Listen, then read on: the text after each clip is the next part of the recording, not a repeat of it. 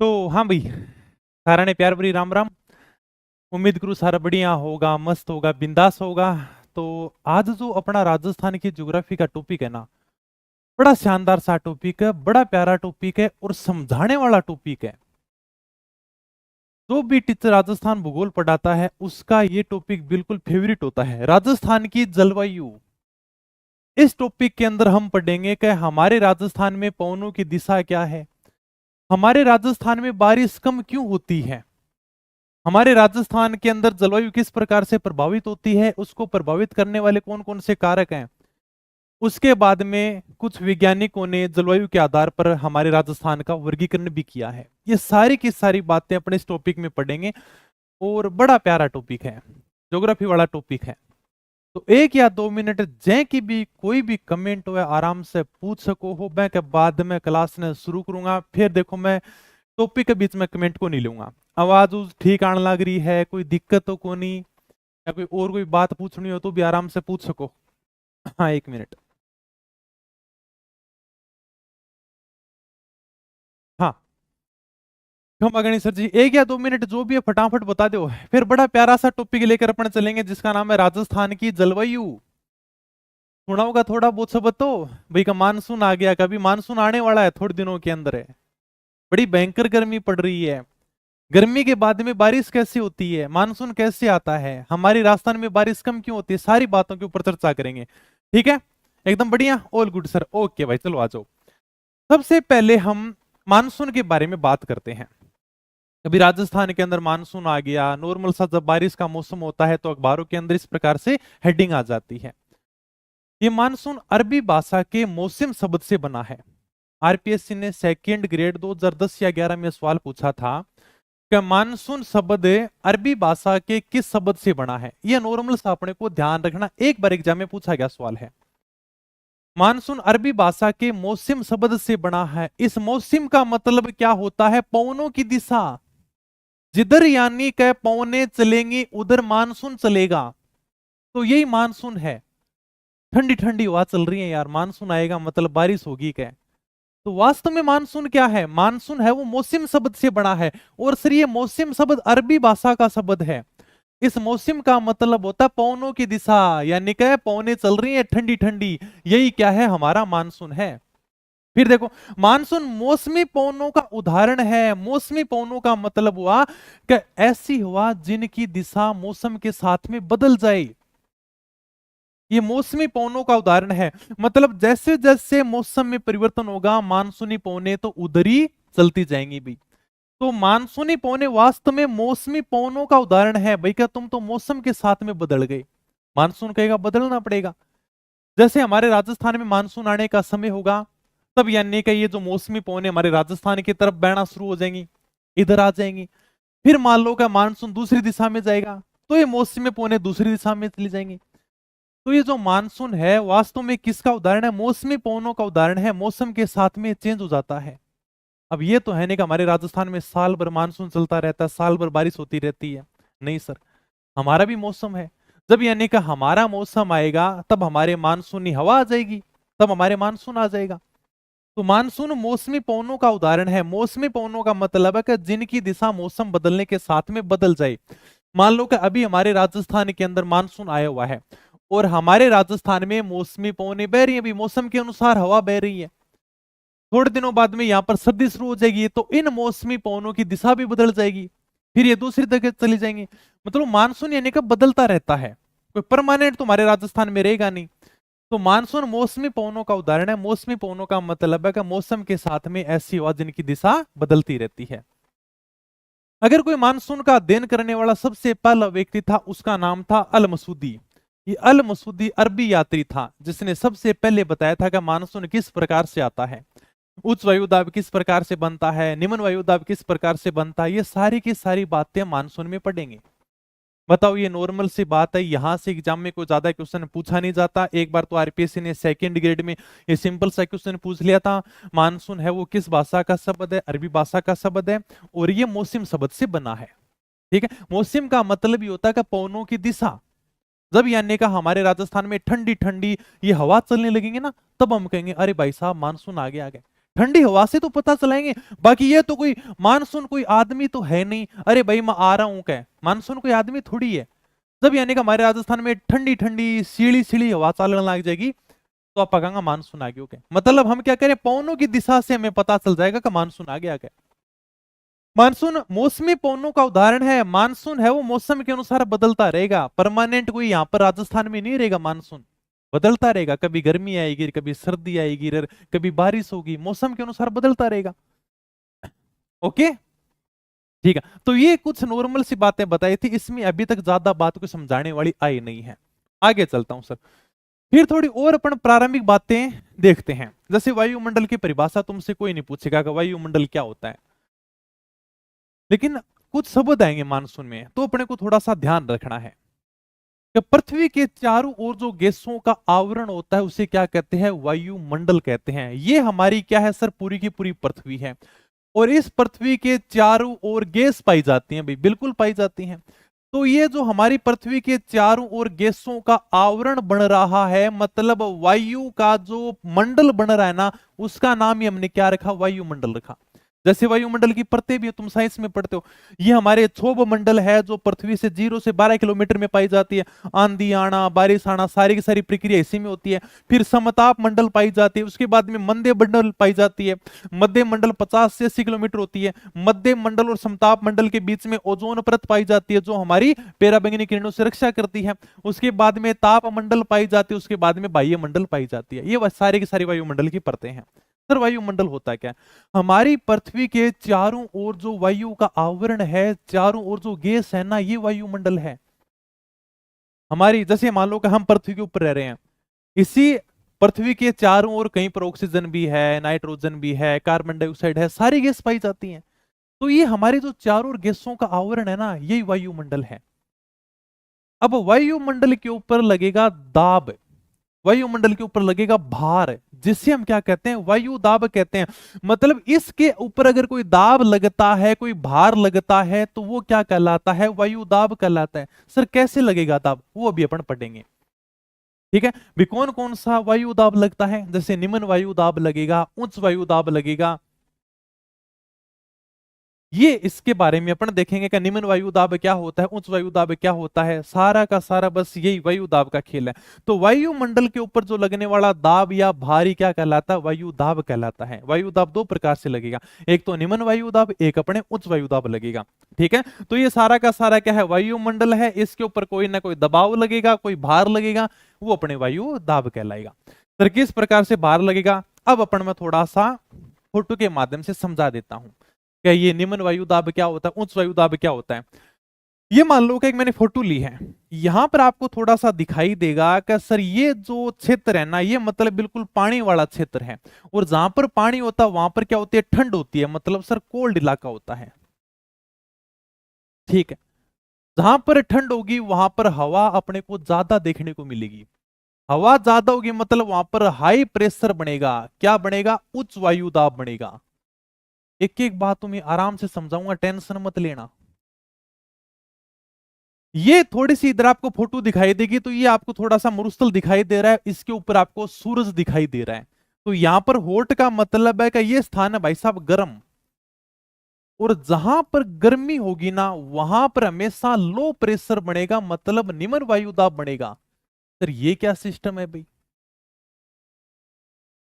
ये बताता हूं अभी। उच्च वायु दाब क्या होता है, निम्न वायु दाब क्या होता है, अगर ये समझ गए ना तो थोड़ा सा तुम बारिश वाला खेल समझ जाओगे कि हमारे राजस्थान में बारिश किस प्रकार से होती है। सारा का सारा खेल यहीं से है।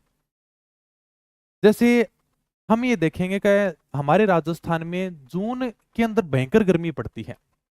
21 जून को सूर्य कर्क रेखा के ऊपर सीधा चमकता है, सबको पता है।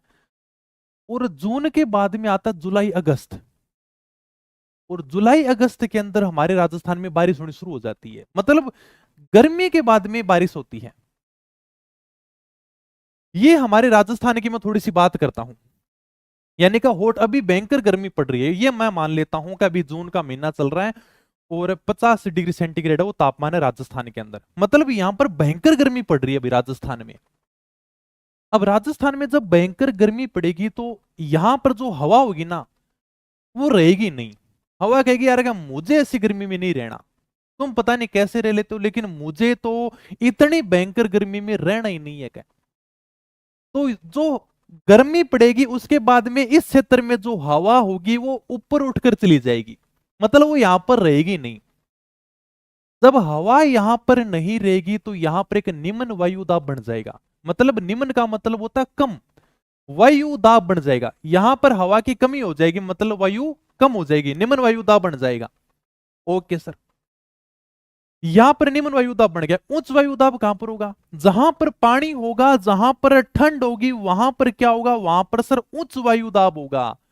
अब भाई हवा कहां पर जाएगी? सर हवा तो वहीं पर जाएगी जहां पर ठंड होगा, जहां पर जैसे मान लो समुद्री इलाका है, बढ़िया पानी वाला क्षेत्र है, वहां पर उच्च वायु दाब होगा, क्योंकि हर कोई वहां पर रहना पसंद करेगा। यहां पर हवा की कमी हो जाएगी, यहां पर हवा ज्यादा मिलेगी, तो ये हवा कहेगी कि तू टेंशन मत ले, मैं तेरी पूर्ति करने के लिए आ रही हूं के। मतलब हवा उच्च वायु दाब से निम्न वायु दाब की ओर चल पड़ेगी कि तू टेंशन मत ले, मैं तेरी पूर्ति करने के लिए आ रही हूं। ये ऐसा क्षेत्र है जहां पर हवा की कमी हो चुकी है। अब मैं थोड़ी सी बात बताता हूं। जैसे मान लो कि जून का महीना चल रहा राजस्थान में और भयंकर गर्मी पड़ रही है, तो हमारे राजस्थान में जो हवा है ना, वो गर्म होकर ऊपर उठेगी, वो बोलेगी कि मुझे इस राजस्थान में नहीं रहना, वो हवा यहां से चली जाएगी। अब हमारे क्षेत्र में हवा की कमी पड़ गई, अरे भाई साहब हमारे तो कमी पड़ गई, मतलब हवा नहीं है, हमारे तो निम्न वायु दाब हो गया। अब निम्न वायु दाब हो गया तो इस हवा की कहां से पूर्ति होगी? इस हवा की पूर्ति होगी ठंडी पवनों से। फिर यानी कि वो पवने चलेंगे जहां पर समुद्र हो, बारिश का पानी हो, वहां पर उच्च वायु दाब होगा। तो हिंद महासागर से कुछ पवने उठेंगी, कल भी के तू टेंशन मत ले, मैं यानी का पूर्ति करने के लिए आ रही हूं। तो हिंद महासागर से जब यानी का वो हवा आएगी तो उसके साथ में कुछ बारिश भी आएगी। उसी की तरह हमारे यानी का जून के बाद में जुलाई के अंदर बारिश होती है। ये सारी की सारी बातें अपने बारिश के अंदर पढ़ेंगे कि किस प्रकार से बारिश हो रही राजस्थान में। ये थोड़ी सी मैंने केवल ये बात बताई थी कि निम्न वायु दाब क्या होता है। सर भयंकर गर्मी पड़ती है, जो हवा होती है वो यानी कि ऊपर उठ जाती है, मतलब हवा की कमी होगी। हवा की कमी होगी तो क्या बन गया सर? निम्न वायु दाब बन गया। उच्च वायु दाब वहां पर होगा जहां पर यानी कि सर बारिश होगी, ठंडा इलाका होगा, वहां पर हवा चलती रहेंगी, ज्यादा हवा चलेंगी, तो वहां पर उच्च वायु दाब होगा। और हमेशा उच्च वायु दाब से निम्न वायु दाब की तरफ हवा चलती है। ये आप और भी देख लो, यहां पर सूर्य है, सूर्य भयंकर गर्म है, ठीक है सर। तो यहां की जो पवने हैं धीरे धीरे ऊपर उठ रही हैं, ये कहेंगे मुझे तो यहां पर रहना नहीं है। जब ये पवने यहां से ऊपर उठ जाएंगे तो लो प्रेशर बन जाएगा, मतलब यहां पर निम्न वायु दाब बन जाएगा। फिर यहां पर एक थोड़ा सा यानी कि ठंडा इलाका है जहां पर समुद्र है, यहां पर खूब सारी हवा है, यहां पर उच्च वायु दाब है, हाई प्रेशर है, तो ये कहेंगे कि टेंशन मत ले, यहां पर जो निम्न वायु दाब बना है, यहां पर जो हवा की कमी हुई है, इसकी पूर्ति करने के लिए हम आ रहे हैं। तो ये हवा चलकर आएंगी। जब ये समुद्र से हवा चलकर आएंगे तो अपने साथ में कुछ पानी भी लेकर आएंगे भी, इसी से हमारे राजस्थान में बारिश होती है। हवा हमेशा उच्च वायु दाब से निम्न वायु दाब की तरफ चलती है, क्योंकि कमी कहां पर है? सर कमी तो निम्न वायु दाब है, क्योंकि यहां पर हवा नहीं है, और जहां पर कमी होगी हवा उधर ही जाएगी, तो उच्च वायु दाब से निम्न वायु दाब की तरफ जाएगी। और भी अच्छे तरीके से समझाऊं तो ये आपको थोड़ा सा समुद्र का पानी दिख रहा होगा। हाँ सर हमें समुद्र का पानी दिख रहा है। समुद्र का पानी मतलब ठंडा इलाका है, तो ये क्षेत्र हो गया उच्च वायु दाब। उच्च वायु दाब का मतलब है कि यहां पर हवा खूब सारी है, हर कोई ठंडे इलाके में रहना पसंद करता है, तो हवा भी ठंडे इलाके में रहना पसंद करेगी, तो ये क्षेत्र हो गया उच्च वायु दाब। ये है भाई साहब मरुस्थल, और मरुस्थल में पड़ती है भयंकर गर्मी, तो हवा यहां पर रहना पसंद नहीं करती, तो ये क्या हो गया? ये हो गया सर निम्न वायु दाब। अब यहां पर जब हवा की कमी हुई तो इस हवा की कमी की पूर्ति के लिए समुद्र वाली हवा कहेगी टेंशन मत ले, मैं आ रही हूं क्या। तो जब ये हवा समुद्र से इधर मरुस्थल की तरफ जाएगी तो अपने साथ में कुछ पानी की बूंदे भी लेकर जाएगी, और फिर ये यहां पर बारिश करेगी। तो हवा हमेशा उच्च वायु दाब से निम्न वायु दाब की तरफ चलती है। हाँ बताओ, यहां तक अगर इसे कुछ पूछना तो बताओ, ये नॉर्मल सी बात बताइए। तापमान अधिक होगा वहां पर वायु गर्म होकर ऊपर उठेगी, और वहां पर क्या बन जाएगा? निम्न वायु दाब बन जाएगा। नॉर्मल सी बात बताए तो निम्न वायु दाब, जहां तापमान अधिक होगा वहां वायु गर्म होकर ऊपर उठेगी, वहां पर क्या बन जाएगा? निम्न वायु दाब बन जाएगा। जैसे मान लो कि ये जून का महीना है और यहां पर सूर्य भयंकर गर्मी कर रहा है, तो यहां पर तापमान अधिक है, जून के महीने में राजस्थान में भयंकर गर्मी होती है।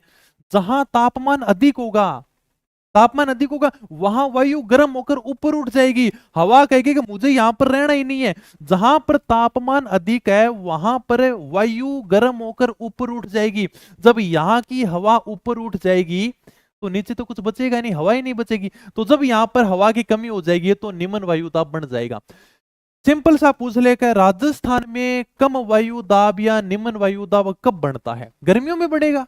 भाई राजस्थान में ये बताओ क्या निम्न वायु दाब कब बढ़ेगा? तुमसे सिंपल से क्वेश्चन पूछ लेगा, राजस्थान में निम्न वायु दाब कब बढ़ता है? निम्न का मतलब कम, कम वायु दाब कब बढ़ता है? सर आपने बताया था कि जहां पर तापमान अधिक होगा वहां पर वायु गर्म होकर ऊपर उठ जाएगी, मतलब हवा उस गर्मी में रहना पसंद नहीं करेगी और वहां पर सर कम वायु दाब बढ़ जाएगा। तो हमारे तापमान अधिक कब होता है? सर हमारे तापमान कम वो अधिक होता है ग्रीष्म ऋतु में, गर्मियों में। हमारे गर्मियों के अंदर तापमान अधिक होता है तो उस समय राजस्थान के उत्तर पश्चिम क्षेत्र में, मतलब गर्मी पड़ती है मरुस्थल वाले क्षेत्र में, तो उत्तर पश्चिमी क्षेत्र में हमारे कम वायुदाब बनता है। बताओ कम वायुदाब कब बनेगा? निम्न वायुदाब कब बनेगा? जब यानी कि गर्मी अधिक होगी। ये बात समझ में आई कि नहीं आई? ये बताओ किसी के बात समझ में आई कि नहीं आई? एक मिनट में फोन को साइलेंट कर देता हूं। हाँ, अगर ये बात किसी के नहीं समझ में तो आराम से पूछ सकता है, फिर मैं आगे चलता हूं भी। कम शीत ऋतु में तुम्हारे बात ही समझ में नहीं आई है? कम शीत ऋतु में कोई अधिक बता रहा है, कोई कम बता रहा है। अरे नॉर्मल सी बात है। गर्मियों में रहना कौन पसंद करेगा? सर नहीं पसंद करेंगे, मतलब हवा यहां पर नहीं रहेगी। मान लो कि ये एक क्षेत्र है, राजस्थान का एक क्षेत्र है, ठीक है सर, जिसमें यानी का 100 आदमी रहते हैं। ओके, एक बता रहा हूं उदाहरण, देखिए ये एक क्षेत्र है राजस्थान का जहां पर 100 आदमी रहते हैं। अब आगे ग्रीष्म ऋतु, मतलब गर्मी आ गई, जून का महीना आ गया और जून के महीने में भयंकर तापमान बढ़ गया, मतलब बहुत ज्यादा गर्मी बढ़ गई। तो ये 100 आदमियों में से 90 आदमी यहां से भाग जाएंगे, कभी हमें तो इस क्षेत्र में नहीं रहना। पीछे यानी कि केवल 10 आदमी बचते हैं कि चलो हम रहते हैं। अब यानी कि 90 आदमी यहां से भागे, मतलब इस क्षेत्र में कुछ कमी हो गई। इसकी पूर्ति कहां से होगी? सर पूर्ति वहां से करो जहां पर आदमी ज्यादा हैं। आदमी ज्यादा कहां पर? सर ठंड वाले इलाके में, जहां पर बारिश है, बढ़िया पानी है, समुद्र का इलाका, वहां पर आदमी ज्यादा है। वहां से कुछ आदमी इधर चल के आएंगे, फिर ये पूर्ति करेंगे। जब ये आएंगे तो अपने साथ में कुछ समुद्र का पानी भी लेकर आएंगे, ठीक है? ओके, तो यही है बस कि जहां पर तापमान अधिक होगा मतलब यहां पर हवा ऊपर उठ जाएगी, यहां पर क्या बन जाएगा? कम वायुदाब बन जाएगा। और जहां पर बारिश होती है, ठंड होती है, वो यानी कि उच्च वायुदाब होता है। अरे ते कॉपी पेस्ट रुक जाओ, अरे मत क्या करो इतना कॉपी पेस्ट। बताओ ये बात समझ में आ गई क्या? ओके सर, ठीक है। तो जहां तापमान अधिक होगा वहां वायु गर्म होकर ऊपर उठेगी, वहां क्या बनेगा? निम्न वायुदाब बनेगा। ग्रीष्म ऋतु में राजस्थान के उत्तर पश्चिमी क्षेत्र में कम वायुदाब रहता है। ग्रीष्म ऋतु में गर्मियों के समय में राजस्थान का उत्तर पश्चिमी क्षेत्र, मतलब मरुस्थल वाला क्षेत्र है, वहां पर कम वायुदाब रहता है। कम वायुदाब का मतलब है वहां पर हवा की कमी हो जाती है। हवा की कमी क्यों होती है? क्योंकि सर तापमान अधिक रहता है। तापमान अधिक रहेगा तो वहां पर हवा रहना पसंद नहीं करेगी। चलो सर, उच्च वायुदाब कब होगा? उच्च वायुदाब कम तापमान वाले क्षेत्र, जहां वायु ठंडी होती है। अब यानी क्या? उच्च वायुदाब वहां पर होगा जहां पर पानी होगा, जहां पर ठंड होगी, जहां पर तापमान की कमी होगी, वहां पर यानी कि क्या होगा? उच्च वायुदाब होगा। कम तापमान वाले क्षेत्र जहां पर क्या होती है? वायु ठंडी होती है। तुम कहां पर जाना पसंद करोगे? मुझे ये बताओ। क्या उच्च यानी कि ज्यादा लोग कहां पर जाना पसंद करेंगे? सर ऐसे क्षेत्र में रहेंगे जहां पर यानी कि वायु ठंडी हो, बारिश वाला इलाका हो। तो कम तापमान वाले क्षेत्र जहां क्या होती है? वायु ठंडी होती है।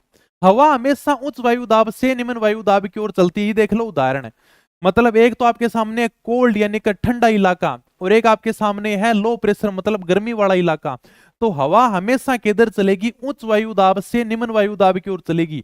यहां पर देखो खूब सारी हवा है और यहाँ की हवा धीरे धीरे ऊपर उठ रही है। क्या हमें तो इस गर्मी वाले इलाके में नहीं रहना, तो इसकी पूर्ति के लिए कुछ हवा तो चलेंगी ना। तो किधर से चलेंगी सर? उच्च वायुदाब से चलेंगी।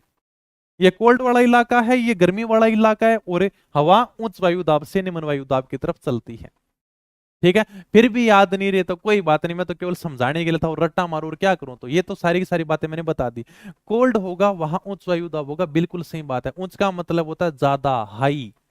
ज्यादा लोग कहां पर रहना पसंद करेंगे? आज मैं तुमको ऑप्शन दे दूं कि तुम यानी कि कहां पर रहना पसंद करोगे, तो सारे के सारे लोग ये कहेंगे सर हम तो यानी कि ठंडे इलाके में रहना पसंद करेंगे, जहां पर ठंड है, जहां पर सर तापमान कम है, गर्मी कम है, हम तो उस क्षेत्र में रहना पसंद करेंगे। मतलब उच्च यानी कि ज्यादा लोग वहीं पर रहना पसंद करेंगे, तो ठंडे इलाके में क्या होता है, उच्च वायु दाब होता है। और कम लोग कहां पर रहना पसंद करेंगे सर, गर्मी वाले इलाके में, वहां पर निम्न, निम्न का मतलब कम लोग रहना पसंद करेंगे, तो वो क्या हो गया, निम्न वायु दाब हो गया। ठीक है, ओके। नॉर्मल सी बातें थी, इसमें कुछ भी समझाने वाला नहीं था। हवा हमेशा उच्च वायु दाब से निम्न वायु दाब की ओर चलती है। अब उच्च वायु दाब भाई क्या, यहां पर तो पहले ही खूब सारी हवा है, उच्च वायु दाब में तो खूब सारी हवा है, यहां हवा क्या करेगी आगे, हवा तो उधर जाएगी जहां पर कमी हो रही है। कमी कहां पर है सर, कमी तो इस क्षेत्र में है, निम्न वायु दाब वाले क्षेत्र में क्या कमी है। ओके, ठीक है। तो हवा हमेशा उच्च वायु दाब से निम्न वायु दाब की ओर चलती है। फिर यानी कि कुछ छोटी मोटी परिभाषाएं हैं। जैसे मौसम क्या होता है, वायुमंडल में अचानक से परिवर्तन आ जाए तो उसे हम कहते हैं मौसम। जैसे मान लो कि दिन में भयंकर गर्मी पड़ रही है और रात को बारिश हो जाए, तो आप कहेंगे अरे यार का मौसम बदल गया हो गया। मतलब अल्पकालीन थोड़े समय के लिए परिवर्तन आया है। अब पूरे दिन गर्मी पड़ रही है, रात को बारिश होगी, तो जरूरी थोड़ी का दिन के अंदर बारिश होगी क्या, या तो बारिश हो सकती है या वापस गर्मी पड़ सकती है। मतलब ये तो एक गाना भी है कि मौसम की तरह तुम बदल तो ना जाओगे क्या, मतलब थोड़े से समय के लिए परिवर्तन आता है। बारिश हुई, दिन में वापस गर्मी पड़ने लगी। तो वायुमंडल में जो थोड़े से समय के लिए परिवर्तन ना, तो उससे हम क्या कहते हैं, मौसम कहते हैं।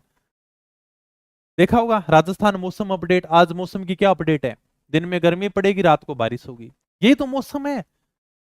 मतलब थोड़े से समय के लिए परिवर्तन आ रहा है। आज यानी कि शाम को संभावना बताई जा रही है धूल भरी आंधा चलेंगे, फिर यानी कि रात को ठंडा मौसम रहेगा, कल अगले दिन है वो वापस गर्मी पड़ सकती है। तो ये यानी कि जो थोड़ा बहुत वायुमंडल में परिवर्तन आ रहा है थोड़े समय के लिए, इसे हम कहते हैं मौसम। और अगर कुछ महीने के लिए परिवर्तन है, उसे हम कहते हैं ऋतु। कुछ महीनों के लिए, कुछ माह का अगर वायुमंडल में परिवर्तन आए, जैसे 2 महीने के लिए गर्मी पड़ेगी, माह का मतलब महीने, माह का मतलब है महीने, 2 महीने के लिए गर्मी पड़ेगी मतलब माह महीने, ये क्या है, ऋतु, ग्रीष्म ऋतु आ गई भाई। जैसे मैं कहूंगा ग्रीष्म ऋतु आ गई, मतलब क्या कि ऋतु आ गई। मैं कहूंगा ग्रीष्म ऋतु आ गई, तुम कहोगे अरे सर अब तो यानी कि 2 महीना तो गर्मी पड़ेगी। मैं कह दूंगा कि शीत ऋतु आ गई, तुम कहोगे हाँ सर 2 महीना तो अब ठंड पड़ेगी क्या। मैं कह दूंगा बसंत ऋतु आ गई, पतझड़ आ गया, तो ये मतलब कुछ महीनों के लिए परिवर्तन है।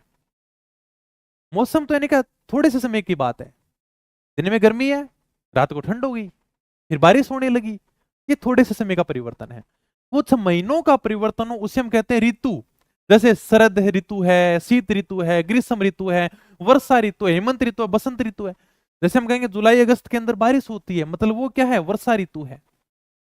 ठीक है, शीत ऋतु, ठंड पड़ने लगी, 2 महीने 3 महीने ठंड पड़ेगी, मतलब कुछ महीने तो ठंड पड़ेगी ना, तो वो यानी कि क्या, शीत ऋतु। गर्मी पड़ रही है 2-3 महीने, ये क्या है, ग्रीष्म ऋतु है। Okay sir. जलवायु, अभी यानी कि एग्रीकल्चर ऑफिसर में ये सवाल पूछा भी गया था, जलवायु क्या है। अगर लंबे समय के लिए वायुमंडल में परिवर्तन आ जाए ना, उसे हम कहते हैं जलवायु। अगर आपको पता करना कि राजस्थान की जलवायु किस प्रकार की है, तो आपको कम से कम 30 साल रहना होगा और यहां की जलवायु का अध्ययन करना होगा, उसके बाद में आप बता सकते हो कि राजस्थान की जलवायु किस प्रकार की है। 30 वर्ष से अधिक समयावधि की वायुमंडलीय दशाएं क्या कहलाती है, जलवायु कहलाती है। सिंपल सा क्वेश्चन आया था अभी एग्रीकल्चर ऑफिसर के अंदर है, ज्यादा 5-7 दिन पहले एग्जाम हुआ था, उसके अंदर सिंपल सा क्वेश्चन पूछा था, अगर वायुमंडल में लंबे समय के लिए परिवर्तन हो उसे क्या कहा जाता है। अगर लंबे समय के लिए परिवर्तन हो उसे हम कहते हैं जलवायु। राजस्थान में किस प्रकार की जलवायु पाई जाती है, ये आप 4-5 साल रहकर डिसाइड नहीं कर सकते। कहा यार कि मैंने राजस्थान को देख लिया, 4-5 साल में वहीं पर रहा हूं और मुझे पता चल गया राजस्थान में जलवायु किस प्रकार की है, नहीं। कम से कम 30 वर्ष की समयावधि होगी, 30 वर्ष का समय होगा, और वहां पर वायुमंडल की क्या दशा है, उसके बाद में आप पता लगा सकते हो कि राजस्थान के जलवायु किस प्रकार की है। बताओ तीनों बातें समझ में आएगी नहीं आई। मैं कह दूंगा कि अरे यार आज तो मौसम बड़ा सुहावना हो रहा है क्या, जरूरी थोड़ी है कि वो थोड़े दिन बाद में फिर इनका सुहाना ही होगा क्या। दिन में तो भयंकर गर्मी थी, आज तो क्या, अरे यार आज मौसम बड़ा रोमांटिक हो रहा है, जैसे यानी कि थोड़ी सी बारिश होती है हम कहते हैं कि आज तो मौसम बड़ा रोमांटिक है क्या। बारिश हुई मौसम रोमांटिक, अरे यार आज तो भयंकर गर्मी है क्या। मतलब थोड़े समय के लिए जो परिवर्तन आता वो क्या मौसम है। कुछ महीनों के लिए परिवर्तन आता, गर्मी आ गई 2-3 महीनों के लिए तो आ गई, सर्दी आ गई 2-3 महीनों के लिए तो आ गई, मतलब ये क्या ऋतु है। और जलवायु मतलब लंबे समय के लिए वायुमंडल की जो दशा होगी वो क्या कहलाएगी, जलवायु कहलाएगी। ठीक है सर, ये नॉर्मल सी बात होगी। ओके ओके, ये तो सारी वही चीज होगी। हाँ, राजस्थान का अधिकांश भाग उपोष्ण कटिबंध में आता है। सर ये देखो मैंने पहले भी तुम्हें बता दिया था, जब यानी कि मैंने शुरुआत में राजस्थान का सामान्य परिचय पढ़ाया था, तो सारी की सारी बातें मैंने तुम्हें बताई थी कि 23.5 डिग्री उत्तरी अक्षांश रेखा को क्या कहते हैं, कर्क रेखा कहते हैं। 0 डिग्री अक्षांश रेखा को क्या कहते हैं, भूमध्य रेखा कहते हैं। 23.5 डिग्री दक्षिण अक्षांश रेखा को क्या कहते हैं, मकर रेखा कहते हैं। सारी की सारी बातें मैं पहले बता चुका हूं। 66.5 डिग्री उत्तरी अक्षांश रेखा को आर्कटिक वृत्त कहते हैं। 66.5 डिग्री दक्षिण अक्षांश रेखा को अंटार्कटिक वृत्त कहते हैं। यहां पर उत्तरी ध्रुव है, यहां पर दक्षिणी ध्रुव है। ये सारी की सारी बातें मैं पहले ही बता चुका हूं। ओके सर, राजस्थान का अधिकांश भाग उपोष्ण कटिबंध में आता। सर ये क्या है, देखो कटिबंध का मतलब होता है कि दो के बीच में क्षेत्र, कर्क रेखा और मकर रेखा के बीच में जो क्षेत्र है ना, इसे हम कहते हैं कटिबंध। दो अक्षांशों के बीच में जो भाग है वो कटिबंध कहलाता है। ये अक्षांश हो गया, ये अक्षांश हो गया, मतलब इनके बीच में जो क्षेत्र है वो क्या कहलाएगा, कटिबंध कहलाएगा। और कर्क रेखा और मकर रेखा के बीच में कटिबंध पाया जाता है जिसका नाम है उष्ण कटिबंध। मतलब इस क्षेत्र में भयंकर गर्मी पड़ती है, भयंकर शुष्क इलाका है, तो ये क्या है, उष्ण कटिबंध है। ये हो गया शीत कटिबंध, मतलब पृथ्वी के इस क्षेत्र में जो भी देश आते हैं ना, वहां पर भयंकर ठंड पड़ती है, उसका नाम है शीत। शीत का मतलब होता है ठंडा इलाका। यहां पर तो देखो शीत कटिबंध है, ये तो हो गया शीत कटिबंध। ठीक है सर, ये हो गया उष्ण कटिबंध। ये शीत कटिबंध, ये अपने उष्ण कटिबंध। ऊपर तो है शीत कटिबंध, यहां पर है उष्ण कटिबंध। शीत प्लस उष्ण को मिलाओ मतलब शीतोष्ण। उष्ण और शीत के बीच में जो कटिबंध पाया जाता है उसका नाम है शीतोष्ण। यहां पर शीत कटिबंध पाया जाता है, यहां पर उष्ण कटिबंध पाया जाता है, खुद देख लो मैप में। और शीत प्लस उष्ण के बीच में जो कटिबंध है, जो क्षेत्र है, उसका नाम रख दिया शीत प्लस उष्ण मतलब शीतोष्ण। इसमें जो जिले आएंगे, जो भी देश आएंगे, जो भी राज्य आएंगे, वो सारे के सारे किस में आएंगे, शीतोष्ण कटिबंध में आएंगे। इस प्रकार से हमने सेम नाम रखा है, शीत कटिबंध, शीतोष्ण कटिबंध, उष्ण कटिबंध। ये उत्तरी हो गया, ये दक्षिणी हो गया, सेम टू सेम। हमारा राजस्थान किस कटिबंध में आता है। सर राजस्थान कहां पर है, हमने पढ़ा था कि कर्क रेखा राजस्थान के डूंगरपुर और बांसवाड़ा से गुजरती है, मतलब थोड़ी सी गुजरती है, तो हमारा राजस्थान इस प्रकार से है। ये हमारा राजस्थान है, कर्क रेखा थोड़ी सी गुजरती है। अब देखो कर्क रेखा के कारण डूंगरपुर बांसवाड़ा तो आगे उष्ण कटिबंध में। आप खुद देखो, यानी कि सर डूंगरपुर बांसवाड़ा यहां पर है, तो ये क्षेत्र तो आ गया उष्ण कटिबंध में, और सर बाकी वाला राजस्थान चला गया शीतोष्ण कटिबंध में। मतलब उष्ण प्लस शीतोष्ण, डूंगरपुर बांसवाड़ा तो आगे सर उष्ण कटिबंध में, और फिर यानी कि ऊपर का जो पूरा का पूरा राजस्थान है वो चला गया सर शीतोष्ण में। इन दोनों को मिलाकर एक नाम बढ़ता जिसका नाम है उपोष्ण कटिबंध। उष्ण प्लस शीतोष्ण को हमने नाम दे दिया उपोष्ण। हमने कहा कि राजस्थान का जो अधिकांश भाग है वो उपोष्ण कटिबंध में आता है, और कर्क रेखा के कारण डूंगरपुर बांसवाड़ा उष्ण कटिबंध में आते हैं। मुझे बताओगे यहां तक अगर किसी की कोई बात नहीं समझ में आई तो आराम से पूछ सकता है। ये फार्म वाला भाई तुम देख लो, ठीक है। ये फार्म कहां से भरूं कहां से नहीं भरूं, ये तुम्हें खुद एनालाइज करना पड़ेगा। मैं तो एक वीडियो बना दूंगा और उसमें कह दूंगा यहाँ से फार्म भर दो, और मेरे कहने से अगर सारे ही अगर फार्म भर देंगे तो नॉर्मल सी बात है, वहां पर हाई मेरिट चली जाएगी। ये नॉर्मल सा तुम्हें खुद को भी सोचना है, ये कोई बड़ी बात थोड़ी है। तुम क्लास के बीच में ऐसी बातें करते हो, यहाँ पर उष्ण शीतोष्ण चल रहे हैं, तो ये तो देखो। और कहीं से भर दो कि ज्यादा फर्क आने वाला नहीं है, 1-2 नंबर का फर्क आएगा, कोई 20-30 नंबर का तो फर्क आएगा नहीं। 1-2 नंबर का फर्क करेगा, अगर ढंग से पढ़ लेगा ना तो वहां से भी सिलेक्शन होता है। जहां से ज्यादा मेरिट जाती है क्या उनका सिलेक्शन नहीं होता, कम जाती है उनका भी होता है। 1-2 नंबर का फर्क रहेगा, बाकी ये सोचोगे सर 15-20 नंबर का फर्क रह जाएगा, ऐसा कुछ नहीं होगा। ओके। हाँ चलो आ जाओ। तो राजस्थान का अधिकांश भाग उपोष्ण कटिबंध में आता है। राजस्थान का देखो ज्यादातर भाग शीतोष्ण में है, और थोड़ा सा भाग डूंगरपुर बांसवाड़ा वाला उष्ण में, क्योंकि कर्क रेखा राजस्थान के डूंगरपुर बांसवाड़ा से गुजरती है। तो जहां से कर्क रेखा गुजरती है, ये देखो कर्क रेखा है, तो कर्क रेखा के जो नीचे वाला भाग है ना वो उष्ण कटिबंध में है। तो उष्ण प्लस शीतोष्ण को मिलाकर हमने एक नाम रख दिया उपोष्ण का। हमारा राजस्थान तो उपोष्ण कटिबंध में आता है। कोई ये पूछ लेगा डूंगरपुर बांसवाड़ा किस में आते हैं? सर डूंगरपुर बांसवाड़ा कर्क रेखा के कारण उष्ण कटिबंध में आते हैं। यह आपकी कर्क रेखा रही, और कर्क रेखा से जो नीचे का क्षेत्र उष्ण कटिबंध में आता है। मतलब डूंगरपुर बांसवाड़ा वाला ये जो क्षेत्र है ना वो उष्ण कटिबंध में आता है। ठीक है। राजस्थान के तापमान में अतिशयता व विविधता पाई जाती है। राजस्थान के तापमान में बहुत ज्यादा अंतर पाया जाता है, विविधता पाई जाती है, और बहुत अधिक तापमान है। सर ऐसे हमारी जलवायु को कौन कौन से कारक प्रभावित करते हैं कि हमारे यहाँ पर इतनी भयंकर गर्मी है, हमारे इतना अधिक तापमान है, उसके बारे में हम चर्चा करेंगे। एग्जाम में सिंपल सा क्वेश्चन आता है, राजस्थान की जलवायु को प्रभावित करने वाला कारक कौन सा है, कौन सा नहीं है। केवल तुम्हें वो 6 नाम याद रखने। हालांकि मैं तुम्हें समझाऊंगा विस्तार से कि हमारे राजस्थान की जलवायु किस प्रकार से प्रभावित होती है, लेकिन एग्जाम की दृष्टि से देखें तो तुमसे कोई नहीं पूछेगा कि बताओ हमारे राजस्थान की जलवायु कैसे प्रभावित हो रही है। सिंपल सा क्वेश्चन बनेगा, राजस्थान निम्न में से राजस्थान की जलवायु को प्रभावित करने वाला कारक कौन सा है, कौन सा नहीं है। ओके। हाँ करते रहो, कॉपी पेस्ट क्या है। ठीक है। ओके। मैं टॉपिक पढ़ा के चला जाऊं, तुम बातें ऐसी करते हो, पढ़ाई से संबंधित कोई कमेंट ही नहीं है। पिछली क्लासों के अंदर अगर तुम देखोगे ना पुरानी ज्योग्राफी के अंदर, उसके अंदर भर भर के यही कमेंट आए थे कि सर आप इतनी कमेंट देखते हो, आप इतनी कमेंट देखते हो। अगर नहीं विश्वास होता तो आप पुराने ज्योग्राफी की क्लास देखो, उनमें अगर कोई मेरा नेगेटिव पॉइंट रहा है तो एक ही पॉइंट रहा है कि सर आप बहुत ज्यादा कमेंट देखते हो, कमेंट मत देखा करो।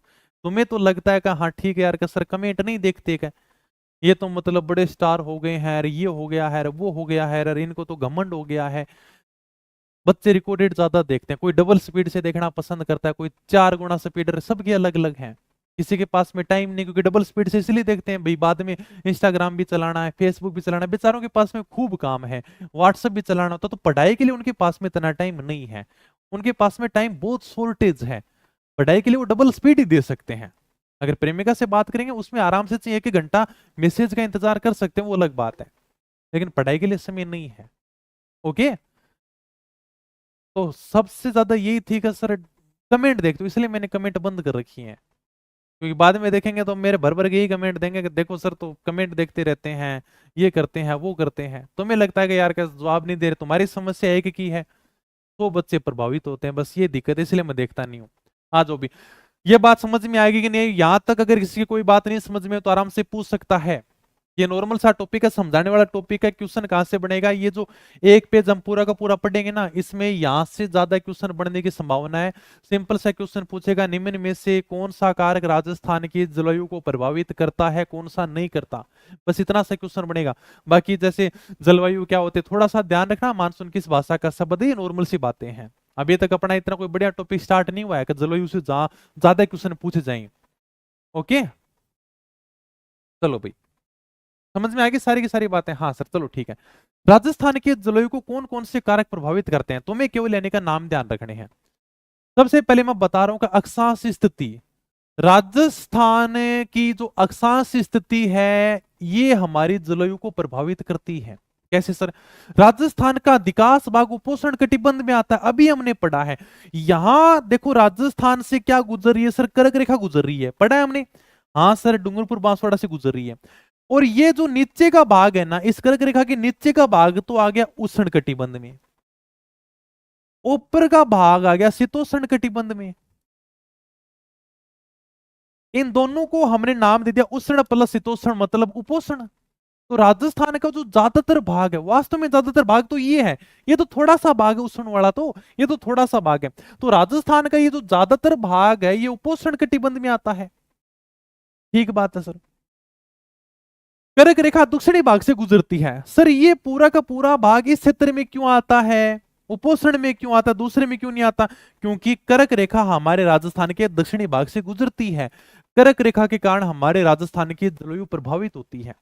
जब कर्क रेखा राजस्थान के डूंगरपुर बांसवाड़ा से गुजरती है और 21 जून को सूर्य कर्क रेखा के ऊपर सीधा चमकेगा, तब हमारे राजस्थान में भयंकर गर्मी होगी।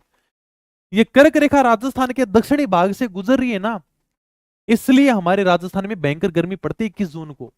क्योंकि जब सूर्य सीधा यहां पर आके चमकेगा ना, तो तुम ये बताओ कि गर्मी कैसे नहीं पड़ेगी? क्या हमारे जलवायु प्रभावित नहीं होगी? बिल्कुल होगी सर। ये जो पूरी की पूरी जलवायु है, पूरा का पूरा हमारे जो क्लाइमेट है, क्या ये गर्मी से प्रभावित नहीं होगा? अक्षांश स्थिति के कारण ही प्रभावित हो रहा है। मान लो कि हम राजस्थान वाले यहां पर हैं, ये पूरी की पूरी अक्षांश स्थिति है, और अगर हम यहां से उठकर यहां पर चले जाते, यहां पर, तो भाई साहब एकदम ठंडा ठंडा इलाका होता, बिल्कुल यानी कि चिल्ड। ठीक है, तो ये पूरा का पूरा ठंडा इलाका होता। तो ये सारी की सारी अक्षांश स्थिति है, और ये हमारे राजस्थान की जलवायु को प्रभावित करती है। ठीक है सर, पहला कारण तो ये हो गया।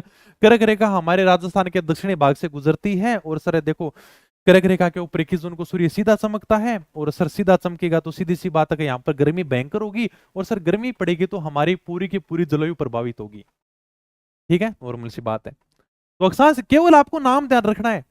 सिंपल सा क्वेश्चन बनेगा, राजस्थान की जलवायु को प्रभावित करने वाले कारक कौन से हैं, कौन से नहीं है, बस इतना ही क्वेश्चन बनेगा, बाकी कोई क्वेश्चन नहीं बनेगा। तुमसे पूछेगा नहीं कि बताओ अक्षांश स्थिति किस प्रकार से प्रभावित करती है, कोई नहीं पूछेगा, केवल समझाने के लिए है। सिंपल सा क्वेश्चन है कि केवल आपको नाम ध्यान रखने हैं। अरावली पर्वत की स्थिति, हमारे राजस्थान में जो अरावली पर्वतमाला है, ये पूरी की पूरी हमारे जलवायु को प्रभावित करती है। कैसे करेगी सर? जैसे ये हमारे राजस्थान के अंदर रेगिस्तान है, ये पूरी की पूरी क्या है, अरावली की पहाड़ी है। इसी प्रकार से अरावली पर्वतमाला गुजर रही है। तो जब यानी कि अरब सागर से मानसूनी पवनें आएंगी, हम यानी कि वर्षा ऋतु में पढ़ेंगे, अरब सागर से मानसूनी पवनें आएंगी। मानसूनी पवनें अपने साथ में जल लेकर आएंगी, लेकिन वो मानसूनी पवनें कैसे आएंगी? सर ये मानसूनी पवनें इस प्रकार से आएंगी, इस प्रकार से आगे बढ़ेंगी। मतलब ये मानसूनी पवनें अरावली पर्वतमाला के बिल्कुल समांतर चली जाती हैं। बारिश कब होगी? बारिश जैसे मान लो कि इस प्रकार से हमारी अरावली है, और ये मानसूनी पवनें आ रही हैं जिसके अंदर बारिश का पानी है, तो जब यानी कि ये सीधी की सीधी अरावली पर्वतमाला के ऊपर से चली जाएंगी तो बारिश नहीं होगी। यही बात बता रहा है। बारिश कब होगी सर? बारिश ऐसे होगी, अरावली पर्वतमाला ऐसे है, और जब ये बारिश की पवनें आएंगी और अरावली पर्वतमाला से टकराएंगी, टकराते ही बारिश होगी। अरब सागर से आने वाली मानसूनी पवनें अरावली के समांतर होने के कारण मानसूनी पवनें बिना वर्षा के उत्तरी भाग में आगे बढ़ जाती है। हालांकि मानसूनी पवनें अपने साथ में बारिश का पानी लेकर आती हैं, लेकिन वो ऊपर से अरावली की बिल्कुल सीधी निकल जाती हैं। क्यों सर? क्योंकि अरावली की दिशा ऐसी है, मानसूनी पवनों की दिशा भी ऐसी है। ठीक है, अरब सागर की शाखा आएगी, बंगाल की खाड़ी की शाखा आएगी, मैं आगे बारिश में पढ़ाऊंगा। तो अरब सागर से जो मानसून की पवनें आएंगी, अरब सागर से जो बारिश मतलब पानी आएगा ना, वो बिल्कुल यानी कि इसके समांतर निकल जाएगा। अरब सागर से आने वाले मानसूनी पवनें अरावली के समांतर होने के कारण मानसूनी पवनें बिना वर्षा के उत्तरी भाग में आगे बढ़ जाती हैं। Okay sir. जबकि बंगाल की खाड़ी दो शाखाएं आएंगी अपने। जब हम बारिश पढ़ेंगे, हमारे राजस्थान में बारिश कैसी होती है, तो हम पढ़ेंगे कि हमने मानसून को दो भागों में बांट दिया, एक तो अरब सागर, एक बंगाल की खाड़ी वाली शाखा। ये हमारा पूरा का पूरा भारत है, और यहां पर देखो अरब सागर है, यहां पर बंगाल की खाड़ी की शाखा है। तो जब अरब सागर वाली शाखा उठेगी, मतलब ये जब मानसूनी पवनें आएंगी ना अरब सागर वाली, ये तो बिल्कुल अरावली पर्वतमाला के सीधे निकल जाएंगी इस प्रकार से। ये लो, बारिश करेंगी नहीं, ये तो अरावली अरब सागर वाली सीधी की सीधी निकल जाएंगी। फिर आएगी बंगाल की खाड़ी की शाखा वाली, ये देखो हमारा राजस्थान हो गया, और यहां पर क्या हो गया सर? अरावली पर्वतमाला होगी भाई। ठीक है, ये अरावली पर्वतमाला है। अब जब यानी कि बंगाल की खाड़ी शाखा ऐसी आएगी, जब बंगाल की खाड़ी की शाखा इस प्रकार से जल लेकर आएगी ना, तो ये बिल्कुल अरावली से टकराएगी, लेकिन ये अरावली से टकराकर केवल इसी भाग में बारिश करेगी। मतलब ये जो भाग है ना अपना मुरुस्थल वाला, ये भाग ये वापस यानी कि बिना बारिश के रह गया। हमारे राजस्थान में बारिश होती है अरब सागर और बंगाल की खाड़ी से। सबसे ज्यादा बारिश बंगाल की खाड़ी से होगी। हालांकि आर्द्रता सबसे ज्यादा अरब सागर में होती है, क्योंकि हमारे नजदीक है। जब यहां अरब सागर से ये पानी की बूंदे मानसूनी पौने उठकर आएंगी ना, अगर हमारी अरावली थोड़ी सी ऐसी होती है ना, तो हमारे राजस्थान में भयंकर बारिश होती। लेकिन ऐसे हमारी अरावली है, इसी तरह से ऊपर से मानसूनी पौने गुजर गई, मतलब आपस में कुछ टकराना ही नहीं हुआ। जब टकराती नहीं है तो सीधी की सीधी अरब सागर वाली पौने चली जाती हैं। अरब सागर वाली चलेगी, बारिश ही नहीं हुई। अब आती है बंगाल की खाड़ी वाली। बंगाल की इस प्रकार से हमारी अरावली है, तो बंगाल की खाड़ी वाली बिल्कुल टकराएंगे। ये देखो ऐसे अरावली है और बंगाल की खाड़ी वाली पौने ऐसी आती हैं, ये बिल्कुल इसके साथ में टकराएंगी। लेकिन ये वर्षा कहां पर करेंगे सर? केवल दक्षिण पूर्वी भाग में करेंगी। ये वापिस भाग सर मरुस्थल वाला बिना बारिश के रह गया, क्योंकि अरावली तो ऐसी ही है। अरब सागर वाली तो सीधी निकल गई ऊपर के, बंगाल की खाड़ी वाली टकराई लेकिन बारिश केवल यहीं पर की, फिर मतलब ये क्षेत्र बिना बारिश के रह गया। जबकि बंगाल की खाड़ी शाखा अरावली से टकराकर राजस्थान के दक्षिण पूर्वी भाग में सबसे ज्यादा वर्षा करती है। बंगाल की खाड़ी वाली शाखा अरावली से टकराएगी, लेकिन केवल दक्षिण पूर्वी भाग में ही सबसे ज्यादा बारिश करेगी। तथा अरावली का पश्चिमी भाग वृष्टि छाया प्रदेश कहलाता है। मतलब ये जो अरावली का पश्चिमी भाग है ना, पश्चिमी भाग मतलब जहां पर अपना मरुस्थल है, तो ये जो अरावली का पश्चिमी भाग है ये क्या है? वृष्टि छाया प्रदेश कहलाता है। मतलब सर यहां पर तो बारिश है ही नहीं, ये क्षेत्र कौन सा गया? वृष्टि छाया प्रदेश हो गया। अरावली के कारण ये क्षेत्र बारिश से प्रभावित हो गया, यहां पर बारिश नहीं हुई, तो ये अरावली का पश्चिमी भाग वृष्टि छाया प्रदेश कहलाता है। मतलब इस क्षेत्र को तो अरावली की छाया लग गई, ये क्षेत्र तो बारिश से वंचित रह गया। क्या शाखा टकराई, लेकिन सारी की सारी शाखा इधर ही टकरा गई, इधर ही बारिश होगी। ये जो अरावली का पश्चिमी भाग था जहां पर बड़ा मरुस्थल है, ये भाई साहब बिना बारिश के रह गया, मतलब ये वृष्टि छाया प्रदेश हो गया। तो अरावली का पश्चिमी भाग वृष्टि छाया प्रदेश कहलाता है। तो बताओ अरावली ने हमारी जलवायु को प्रभावित किया कि नहीं किया? तुम खुद देख लोगे। अर्थात थार के मरुस्थल में कम वर्षा करती है, मतलब ये जो थार का मरुस्थल है तो सारा का सारा, तो थार के मरुस्थल में कम बारिश होगी। अरावली ने हमारे राजस्थान के जलवायु को प्रभावित किया कि नहीं किया? बताओ, ये बताओ तुम।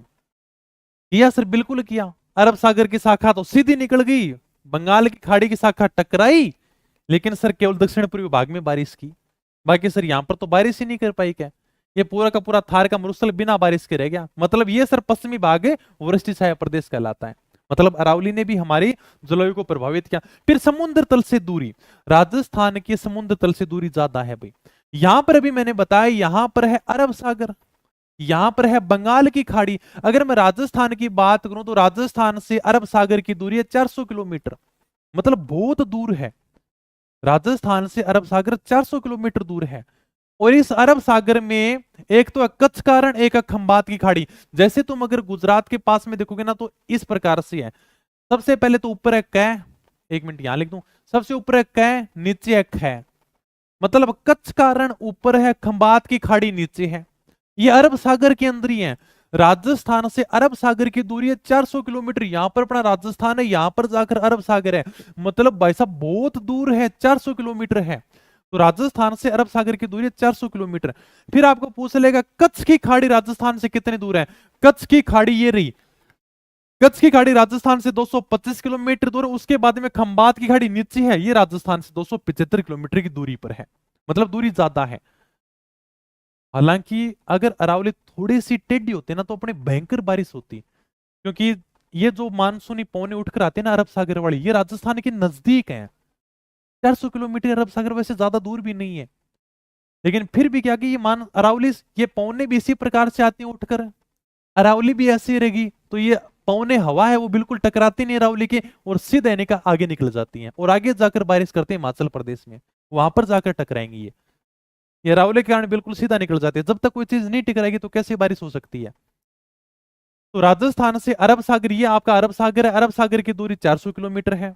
इसमें कच्छ की खाड़ी 225 है, खंबात की खाड़ी 275 किलोमीटर है। फिर आता बंगाल की खाड़ी। भाई साहब बंगाल की खाड़ी तो बहुत दूर है, ये राजस्थान है, राजस्थान से बंगाल की खाड़ी की दूरी है 2900 किलोमीटर। अरे भाई साहब इतनी दूर, और फिर भी सबसे ज्यादा बारिश बंगाल की खाड़ी से होती है।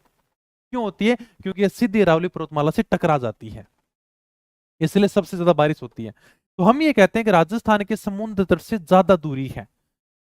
क्योंकि दूरी ज्यादा, देखो बंगाल की खाड़ी ये 2900 किलोमीटर, इधर देखो ये 400 किलोमीटर, भाई साहब बहुत ज्यादा दूरी है। तो समुद्र तट से दूरी ज्यादा है, तो हमारे राजस्थान की जलवायु प्रभावित होगी। मतलब हमारे यहाँ की जलवायु महाद्वीपीय प्रकार की है, जिसका मतलब है कि राजस्थान की जलवायु का समुद्र की जलवायु के ऊपर कोई प्रभाव नहीं पड़ रहा।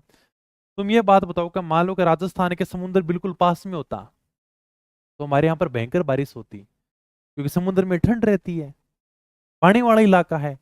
तो वहां पर यानी कि जब पानी वाला इलाका है, तो जब समुद्र हमारे पास में होगा तो हमारे भी यहाँ पर भयंकर पानी होगा, हमारे भयंकर बारिश होगी। लेकिन हमारे क्या है कि समुद्र तट से दूरी ज्यादा है, तो राजस्थान के समुद्र तट से अधिक दूरी होने के कारण यहाँ की जलवायु महाद्वीपीय प्रकार की है, जिसका मतलब है राजस्थान की जलवायु के ऊपर समुद्र की समकालीन जलवायु का कोई प्रभाव नहीं पड़ता। समुद्र की जलवायु का हमारे राजस्थान की जलवायु के ऊपर कोई प्रभाव नहीं पड़ रहा। केवल समझाने के लिए समझ जाओगे। हाँ सर देखो, बंगाल की खाड़ी तो 2900 किलोमीटर है, अरब सागर सर 400 किलोमीटर है, मतलब सर अपने राजस्थान से समुद्र बहुत ज्यादा दूर है। अगर सर समुद्र हमारे पास में होता ना, तो हमारे अच्छी बारिश होती। ठीक है। हाँ, तो समुद्र पास में होगा तो बारिश अच्छी होती है, इसलिए हम कहते हैं कि समुद्र तल से हमारी जो दूरी है ये भी राजस्थान की जलवायु को प्रभावित करती है। फिर चौथा कारण था मरुस्थल, और मरुस्थल में चलने वाले गर्म गर्म ठंडी ठंडी हवा, पवनों की दिशा। तो राजस्थान के पश्चिमी भाग में क्या भाई साहब, थार का मरुस्थल है। और ये थार का मरुस्थल ऐसा है कि गर्मियों में तो गर्म होता है, सर्दियों में ठंडा होता है। अब ये पूरा का पूरा मरुस्थल भी यहाँ पर प्रभावित करता है। जब गर्मियां पड़ती हैं तो भयंकर गर्म हो जाता है, और सर्दियां पड़ती हैं तो भयंकर ठंडा हो जाता है, क्योंकि यहाँ पर बालुई मिट्टी पाई जाती है। तो राजस्थान के पश्चिमी भाग में थार का मरुस्थल है, जो गर्मियों में अत्यधिक गर्म और सर्दियों में अधिक ठंडा रहता है। यह भी, ये मरुस्थल भी हमारे जलवायु को प्रभावित करता है। अगर मरुस्थल नहीं होता तो मान लो और भी अपने अच्छी बारिश होती, ये मरुस्थल भी जल्दी गर्म हो जाता, जल्दी ठंडा हो जाता है। Okay sir. पांचवा कारण है समुद्र तल से ऊंचाई। राजस्थान का जो अधिकांश भाग है ना, वो समुद्र तल से 370 मीटर से भी कम ऊंचा है। सर इसका क्या मतलब हुआ? अगर आप समुद्र तल से जितना ऊंचा जाओगे ना, जितना ऊंचा जाओगे उतनी ज्यादा ठंड बढ़ती जाएगी। जितना आप यानी कि समुद्र तल से ऊंचा जाओगे उतनी ही ठंड बढ़ती जाएगी। इसलिए हम कहते हैं कि नागौरी उच्च भूमि तो सर 300-500 मीटर के बीच में ही है, और सर आबू पर्वत तो 1200 मीटर ऊंचा है। मतलब जितना आप समुद्र तल से ऊंचा जाओगे वहां पर उतनी ही ज्यादा ठंड बढ़ेगी। सर समझा को नहीं? पानी इसका कोई लेना देना नहीं है। आपके घर में कुंड होगा, हाँ सर बिल्कुल कुंड तो है हमारे, जिसके अंदर पानी पानी रहता है। इस कुंड के अंदर आप जाकर बैठ जाना, आपको भयंकर गर्मी लगनी शुरू हो जाएगी, पसीना पसीना हो जाओगे। क्यों सर? भाई कुंड के अंदर तो पानी भी है, फिर भी हम यानी कि जमीन के अंदर जाते हैं, कुंड के अंदर जाते हैं, तो हम यानी कि पसीना पसीना हो जाते हैं। इतनी भयंकर गर्मी क्यों लगती है? क्योंकि जैसे जैसे आप धरातल से नीचे जाओगे ना, वैसे वैसे आपको गर्मी महसूस होगी, और जैसे जैसे आप यानी कि ऊपर जाओगे ना, आपको ठंड महसूस होगी। यही कारण है। ठीक है। पानी का इसमें कोई लेना देना नहीं है। मतलब समुद्र तल से ऊंचाई, तो राजस्थान का जो लगभग भाग है ना, वो समुद्र तल से 370 मीटर से भी कम ऊंचा है। हमारी ऊंचाई ज्यादा है ही नहीं समुद्र तल से। अगर हमारे समुद्र तल से ज्यादा ऊंचाई होती तो हमारे यहां पर ठंड होती, लेकिन हमारे धरातल की ऊंचाई समुद्र तल से 370 मीटर से भी कम है, लगभग यानी कि 300 मीटर ही है। और जब यानी कि हम समुद्र तल से कम ऊंचे हैं तो यहां पर भयंकर गर्मी पड़ती है। अगर हम होते समुद्र तल से ऊंचा तो यानी कि यहां पर ठंड होती। धरातल से 165 मीटर की ऊंचाई पर जाने पर 1 डिग्री सेंटीग्रेड तापमान में कमी आ जाती है। मान लो अभी मैं यहां पर खड़ा हूं, और अभी मैं बात कर लेता हूं, हमारे राजस्थान में सर 50 डिग्री सेंटीग्रेड तापमान है। अब मैं 165 मीटर ऊपर चला जाता हूं, तब तापमान हो जाएगा 49 डिग्री। फिर मैं 165 मीटर और ऊपर चला जाता हूं, फिर तापमान हो जाएगा 48 डिग्री। मतलब जितना आप ऊपर जाओगे तापमान में गिरावट आती जाएगी, और जितना नीचे जाओगे वो 32 मीटर नीचे जाने पर 1 डिग्री सेंटीग्रेड तापमान बढ़ जाएगा। मैं यहां पर खड़ा हूं 50 डिग्री सेंटीग्रेड तापमान पर, और मैं भाई साहब 32 मीटर नीचे चला गया, तापमान हो गया 51 डिग्री सेल्सियस। मतलब नीचे जाओगे तो तापमान बढ़ेगा, ऊपर जाओगे तो तापमान घटेगा। यही है। देखो यहां पर तो 165 मीटर की ऊंचाई पर जाओगे तब यानी कि 1 डिग्री सेंटीग्रेड तापमान घटेगा, और यहां पर केवल 32 मीटर जाने पर तापमान बढ़ रहा है। तो ये कारण है। तो मतलब हमारा जो राजस्थान है वो समुद्र तल से एकदम पास में, मतलब बहुत कम ऊंचाई के ऊपर है। समुद्र तल से 370 मीटर के अंदर भी कम ऊंचा है, इसलिए हमारे राजस्थान की जलवायु भी प्रभावित होगी समुद्र तल के कारण। अगर हम समुद्र तल से ज्यादा ऊंचा होते तो हमारे यहाँ पर ठंड होती और हमारी जलवायु प्रभावित नहीं होती। ठीक है सर, ये भी कारण समझ में आ गया। अंतिम जो कारण है उसका नाम है प्राकृतिक वनस्पति की कमी। हमारे राजस्थान में वनस्पति की कमी है। जहां पर आपको ज्यादा वनस्पति देखने को मिलेगी वहां पर आपको अच्छी बारिश देखने को मिलेगी, तापमान में कमी देखने को मिलेगी। जैसे ये यानी कि जोधपुर के दैनिक भास्कर अखबार की फोटो है, एक ही दिन की फोटो है, दो तस्वीर है। फोटो के अंदर देखो, एक ही दिन की फोटो है ये, मतलब एक ही शहर की फोटो है ये। जोधपुर में एक सड़क है जिसके ऊपर तापमान है 46 डिग्री सेल्सियस, उसी के साइड में एक और सड़क है उसके ऊपर तापमान है 42 डिग्री सेल्सियस। ऐसा क्यों सर? वनस्पति के कारण। इस रोड के चारों ओर वनस्पति नहीं है, पेड़ पौधे नहीं है, तो जहां पर वनस्पति नहीं होगी वहां पर तापमान भयंकर होगा। वनस्पति नहीं है, तापमान है 46 डिग्री सेल्सियस। वनस्पति है, इस मतलब आप देखो इसके चारों ओर खूब सारे यानी कि आपको पेड़ पौधे दिखाई दे रहे हैं, दिखाई दे रहे हैं ना? हाँ सर, मतलब खूब सारी वनस्पति है। तो यहां पर जो तापमान के अंदर गिरावट आई वो किसके कारण आई सर? वनस्पति के कारण आई। हरी भरी पीली टंकी रोड पर तापमान 4 डिग्री कम है, सूखी केन रोड के ऊपर तेज तापमान 46 डिग्री है। जोधपुर की फोटो है ये। मतलब अगर वनस्पति की कमी होगी तो तापमान बढ़ेगा। मतलब वनस्पति भी हमारे राजस्थान के जलवायु को प्रभावित करती है। आप पूरे मरुस्थल को हरा भरा कर दो, हमारी जलवायु और अच्छी हो जाएगी। क्या आप खूब सारे पेड़ पौधे लगाओ, हमारी जलवायु और भी अच्छी हो जाएगी। तो हमारी जो जलवायु है वो वनस्पति के कारण भी प्रभावित होती है। ये बात है कि जहां सघन वनस्पति होगी वहां जलवायु में आर्द्रता अधिक होगी। मतलब जहां मरुस्थल में हमें अच्छी अच्छी वनस्पति देखने को मिलेगी वहां पर सीधी सी बात है कि जलवायु के अंदर आर्द्रता में अधिक देखने को मिलेगी, वहां पर ठंड ज्यादा मिलेगी, बारिश भी ज्यादा मिलेगी। मरुस्थल में वनस्पति कम है, बारिश कम होती है। माउंट आबू के पास में वनस्पति खूब सारी है, उदयपुर के आसपास में बारिश ज्यादा होती है। तो सारा का सारा वनस्पति है वो भी हमारी जलवायु को प्रभावित करती है।